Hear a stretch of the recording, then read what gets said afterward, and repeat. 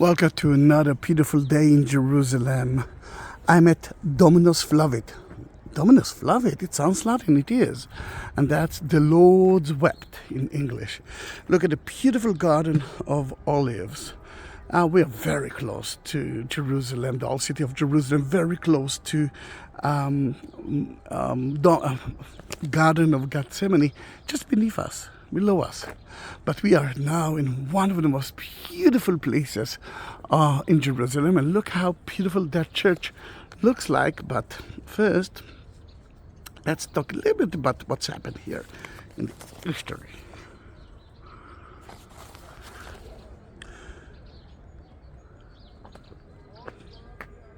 The tradition about Dominus Flevit is new. We're talking about a monastery and a church that was dedicated to Hannah, and it's been destroyed by the Persian at 617 AD. The Crusader didn't build there a thing, and that actually tells us something about the place, because usually when the Crusader follow traditions and they build so many churches here. At the 16th century, that used to be an area of a mosque, a Muslim mosque. It's called the one who wins El Mansuriya. And later on, at the 19th century, in 1891, they built it for the first time the Franciscan's Chapel. And in 1955, Berlucci built that beautiful chapel. It looks like the teardrop, but upside down. And this is where Jesus said, "There shall not live in thee one stone upon another." And the view from here is spectacular. I'm dedicating that tour to a new friend of mine, Carla Constance, that asked me to buy for her the Bible with the Lord's Prayer. The Bible, it's the new and the old, covered with olive wood. And the minute I'm blessing it, it becomes to be priceless. Of course, I will send Carla later on that Bible. It's hers, it's not mine. And the video, you're actually watching it, then I'm dedicating it to her, but to you as well. There's a master, and this is beautiful because what I wanted to see is a tourist. And this is something special. Then although I cannot,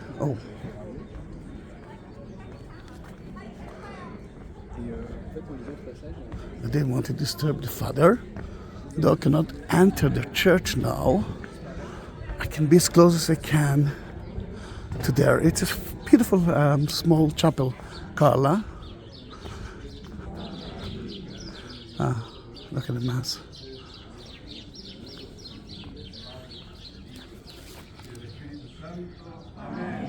Amen.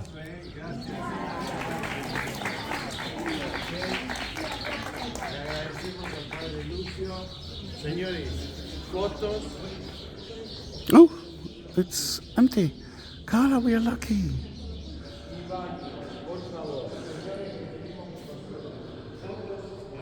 Then they will enter now to take some pictures. So I want you to see that. Can you see the cross together with the temple site?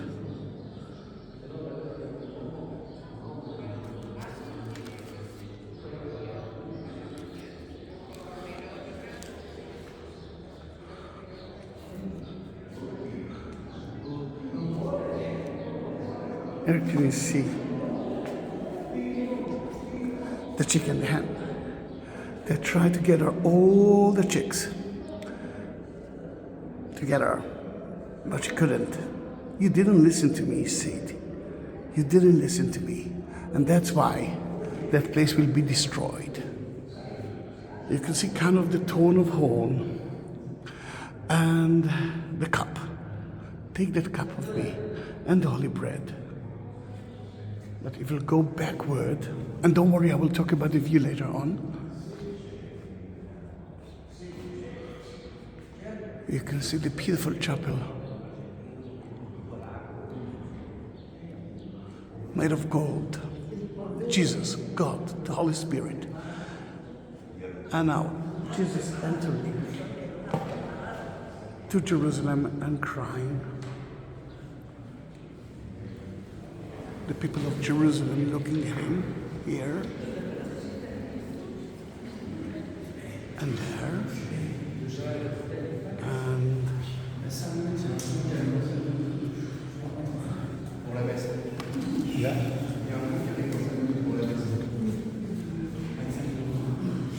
that's a distraction.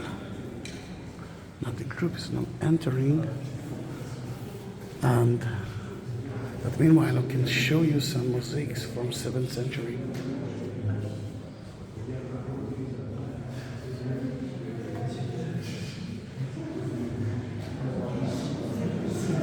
The mosaic shows you that the church was facing to the east, like most of the churches. But their church is facing to Jerusalem, and I didn't want to stand there because the priest, the father, entered, but it's actually facing to Jerusalem because the story is about Jerusalem. Ta-da-dum! Look how beautiful it is from the outside.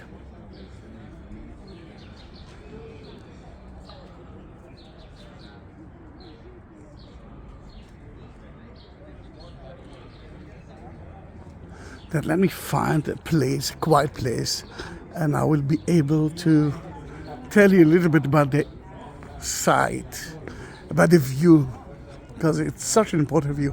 I mean, it's not the top of the mount. We can actually climb another 100 meters above, but the view from here is spectacular. It's more beautiful than any other view. Then I will have to look for a quiet place, and soon I will find it. I know exactly where to go, or at least I think I know exactly where to go. Meanwhile, you can actually look at the view.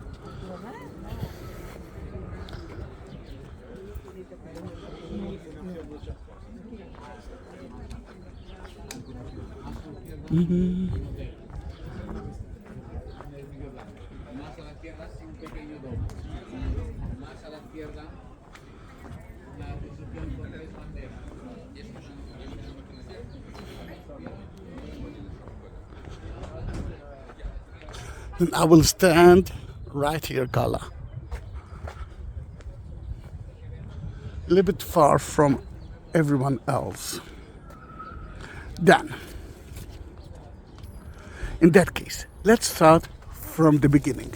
Because usually when we are looking at the city, so sorry.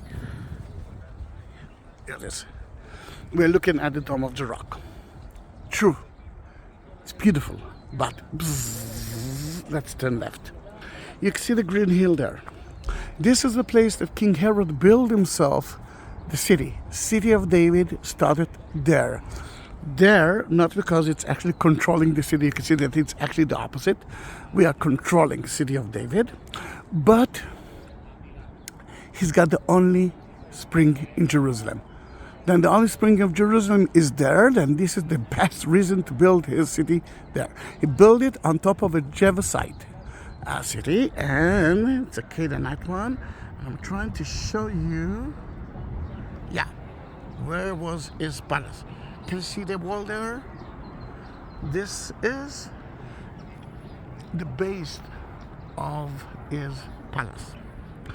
Then, in that case, city of David started there. King David was punished by God. He couldn't build the site of the temple, which will be there soon. King Solomon did it. Then King Solomon built a temple on top of the foundation rock, which is now the Dome of the Rock, a Muslim site, and we will reach that part later on. That is the first rock ever, according to the Jews and the Christians. From here, God started to create the world from Jerusalem. According to tradition, this is Mount Moriah, and Mount Moriah is the place that Abraham almost sacrificed Isaac.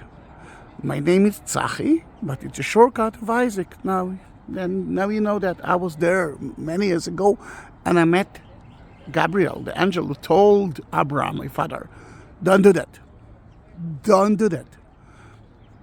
Then in that case, I'm still here, alive and kicking and eating too much. Then the temple was built there on top of the Holy because God asked the Jews, told the Jews to build his house on top of that rock. The story of Jerusalem is about building, destroying, and you actually heard me talking about the church here as well. Then the temple had been destroyed twice. The second one, he was built by King Herod. Now, King Herod liked to do two things. The first one is to kill people. The second one is to impress the rest. And here he wanted to impress the Jews. He wanted to build a major temple, but he had a problem. The foundation stone is small. Then he cannot build something big. What he did, he built 4 walls. You can see one of them, at least the foundation of it. This is the eastern wall of the plaza that he built. You know the other side, the western wall, which some of you call it the Wailing Wall. And here, it's the corner between the south and east wall of the temple. By that he created a big plaza. And now he could impress the Jews by building a major, massive temple that was between 2 to 3 times higher and wider than the Dome of the Rock. Got it. And then Jesus came, according to what we know, he actually cursed that city, and that city been destroyed at 70 AD by the Romans. From 70 AD, there's nothing special here. Until 7th century, AD, we're talking about like almost 600 years later. And although it's not in the Quran, the holy book of the Muslims, the tradition says that Muhammad reached Al-Aqsa, that is Al-Aqsa, and went to the foundation rock, ascended into heaven, and met God himself, who gave him the 5 prayers of a day. In a way, this is a story of the Temple Mount, but this is not only the story of Jerusalem, because there's so many things to talk about it. The first one is that the Jews cannot be buried inside the city. There is an evidence for it right in front of you. We're actually standing on top of a cemetery, and later on I will show you tombs from the time of Jesus. That is a cemetery from the time of King David, and the Arabic neighborhood here was built on top of tombs from the time of King David. Here you can see a temple, a burial site. I'm trying to look for it. Let me look for it in that way. Yes, here it is. This is Absalom tomb. Ooh. Here it is. Absalom tomb.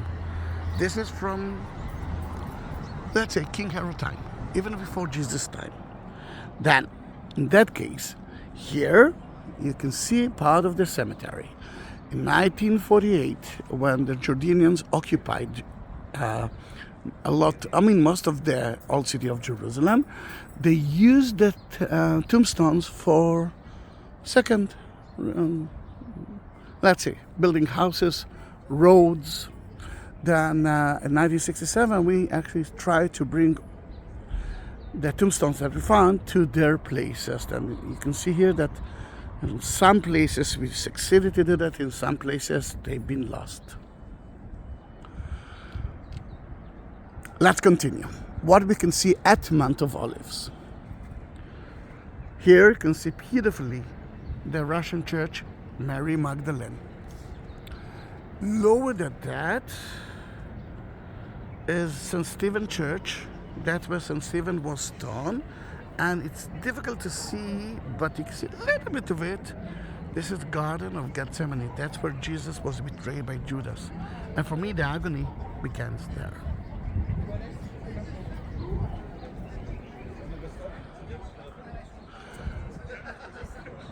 Now, if we are in Easter, and we are in Easter, then let's talk about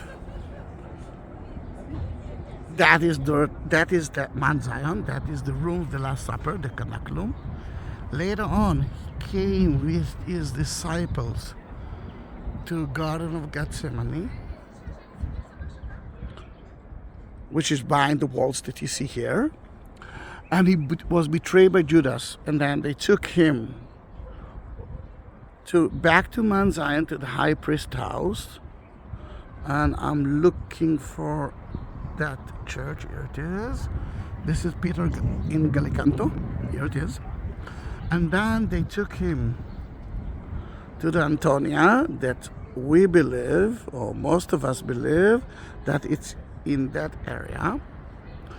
And the Via Dolorosa route begin. Where is the Church of the Holy Sepulchre? Now, when they left the viewpoint, I'm taking you back to there, and I'll try to show you exactly where is the Church of the Holy Sepulchre. But on the way, I will tell you that there are two options. Most of the Christians accept the Church of the Holy Sepulchre. Some of the Christians accept Garden Tomb. They believe that Jesus, and I was talking about it, cannot be buried inside the city. Then they looked at the 19th century outside the walls to find another option, and they found one. It's somewhere there. The Church of the Holy Sepulchre is to the right of the Dome of the Rock. You can see the two grey domes. Now, see it? Right and yeah. Yes. It looks like it in the center of the city. It is. But what you need to understand that is a city that's been destroyed 2,000 years ago. Then who told you that it wasn't outside the walls? I'm not trying to be the judge here. It's so close to each other. Then go there and pray there, and then go there and find whatever. Follow your heart. Then this is the Church of the Holy Sepulchre. Another thing that we can see here, the Jewish quarter and the Huva synagogue, the ruined synagogue. The Jewish quarter is near. You can see that everything is near, mainly because it's been destroyed by the Jordanians at 1948 when they occupied Jerusalem. But I'm not talking about bad and good things, mainly because this is the story of Jerusalem, building, destroying, building, destroying. Another thing that you can see here is one of the 8 gates of Jerusalem. That is the Golden Gate. That's where we believe Jesus will enter to that temple, and the Jews knows that the high priest is to go out from here and to climb to this part of the, really somewhere here. And he used to burn a red cow, and from the ashes you can purify the people who, let's say, mold or something like that, had to deal with dead people, and they had to be purified after that. There's another gate here. Here it is, the Lion's Gate. Remember, we do have,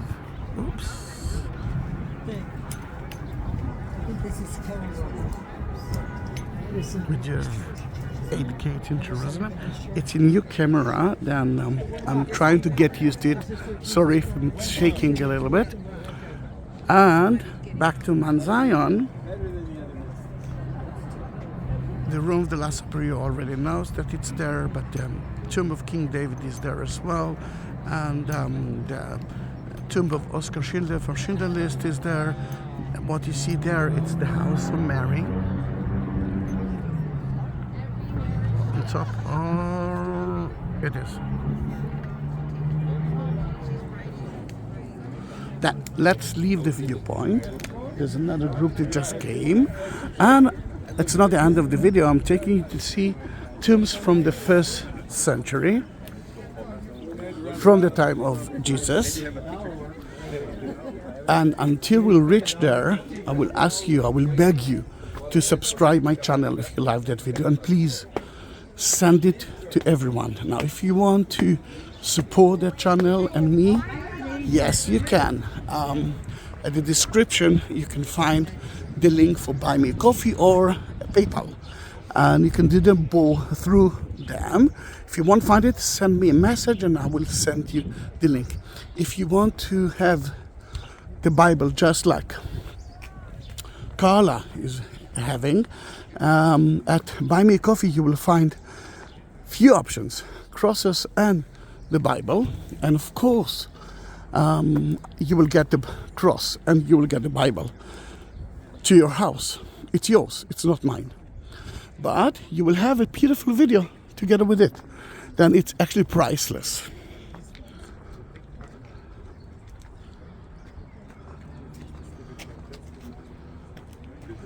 These are, by the way, it's a long